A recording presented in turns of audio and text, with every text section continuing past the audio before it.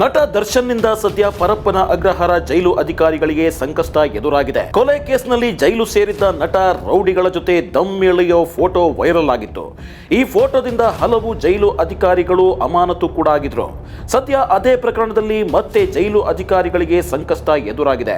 ಪೊಲೀಸರ ತನಿಖೆ ವೇಳೆ ಕೇವಲ ಜೈಲಿಗೆ ಮೊಬೈಲ್ ಅಷ್ಟೇ ಬರ್ತಿಲ್ಲ, ಗಾಂಜಾ, ಆಶ್, ಆಯಿಲ್, ಡ್ರಗ್ ಕೂಡ ಸಪ್ಲೈ ಆಗ್ತಿದೆ ಅನ್ನೋದು ತನಿಖೆ ವೇಳೆ ಬಯಲಾಗಿದೆ. ಈ ಅವ್ಯವಹಾರದಲ್ಲಿ ಜೈಲು ಅಧಿಕಾರಿಗಳು ಶಾಮೀಲಾಗಿರುವ ಬಗ್ಗೆ ತನಿಖೆಯಲ್ಲಿ ಗೊತ್ತಾಗಿದ್ದು, ಸದ್ಯ ಜೈಲು ಅಧಿಕಾರಿಗಳ ಮೇಲೆ ತನಿಖೆ ನಡೆಸಲು ಪ್ರಾಸಿಕ್ಯೂಷನ್ಗೆ ಅನುಮತಿ ಕೋರಿ ಪೊಲೀಸರು ಸರ್ಕಾರಕ್ಕೆ ಪತ್ರ ಬರೆದಿದ್ದಾರೆ. 6 ಜನ ಡಿವೈಎಸ್ಪಿ, 13 ಜೈಲರ್ ಮತ್ತು ವಾರ್ಡನ್, 2 ಡಾಕ್ಟರ್, 4 ನರ್ಸ್ಗಳ ಮೇಲೆ ತನಿಖೆ ನಡೆಸಲು ಅನುಮತಿ ಕೋರಿದ್ದಾರೆ. ಗೃಹ ಇಲಾಖೆ ಮತ್ತು ಕಾರಾಗೃಹ ಇಲಾಖೆಗೆ ಅನುಮತಿ ಕೋರಿ ಪತ್ರ ಬರೆಯಲಾಗಿದೆ. ಅನುಮತಿಗಾಗಿ ಪೊಲೀಸರು ಕಾಯ್ತಿದ್ದಾರೆ ಎನ್ನಲಾಗ್ತಾ ಇದೆ.